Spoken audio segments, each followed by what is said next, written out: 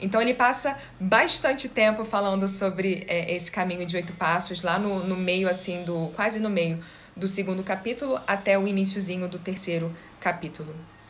Então aí ele começa a esmiuçar mais ainda, né? Então vamos lá, você quer caminhar essa jornada do yoga, você quer chegar ao samadhi, tem um caminho das pedras aqui para você. Então Patanjali traz essa estrutura muito clara, muito bem detalhada. E como eu falei no início, né, a gente gosta de coisas detalhadinhas, né, mais mastigadinhas, que a gente saiba exatamente o que fazer. Então, Patanjali é muito importante por conta dele ter trazido essa estrutura tão clara pra gente. Então, são 8 passos. E aí ele começa, vou falar de uma maneira assim panorâmica, né? Acho que é legal a gente revisitar o que são esses caminhos de 8 passos. Ele começa com os yamas e os niyamas. Então, o primeiro passo são os yamas, segundo os niyamas, que ele vai trazer a questão da conduta, a questão do nosso comportamento, né? Como se fosse um código ético do yoga. E aí é interessante, né, um adendo que ele começa de uma forma mais voltada para o externo, mais voltada para fora, e vai cada vez ficando mais sutil, mais internalizando isso tudo até chegar no 8º passo. Então é o caminho de recolhimento, né, de internalizando esse trabalho. O início desse trabalho é através do nosso comportamento, das nossas ações.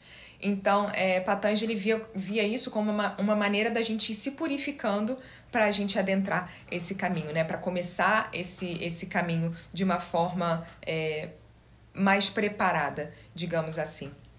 Então, primeiro, segundo, yamas e niyamas, Patanjali está falando de como a gente deve se comportar. Nos yamas, ele fala sobre as restrições externas que a gente deve fazer, né? Então, o que a gente deve deixar de fazer para que a gente conviva bem com o outro, para que a gente conviva bem com as pessoas ao nosso redor, os seres à nossa volta. Então, ele vai trazer como se fosse regras assim do que não fazer para viver bem em sociedade, em coletivo, com o outro. E aí são 5 pontos que ele traz. E aí nos yamas, aí começa a ficar mais sutil, né? Ele vai falar de como viver bem, como a gente observar internamente nossas ações para a gente viver bem com nós mesmos.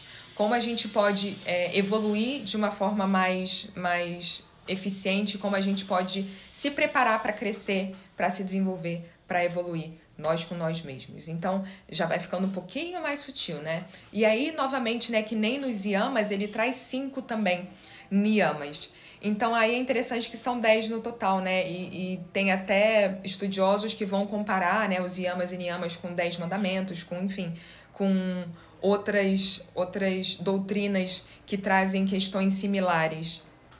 Então, esse primeiro momento de Patanjali é falando do nosso comportamento, de como a gente age no mundo, com os outros e conosco, com nós mesmos.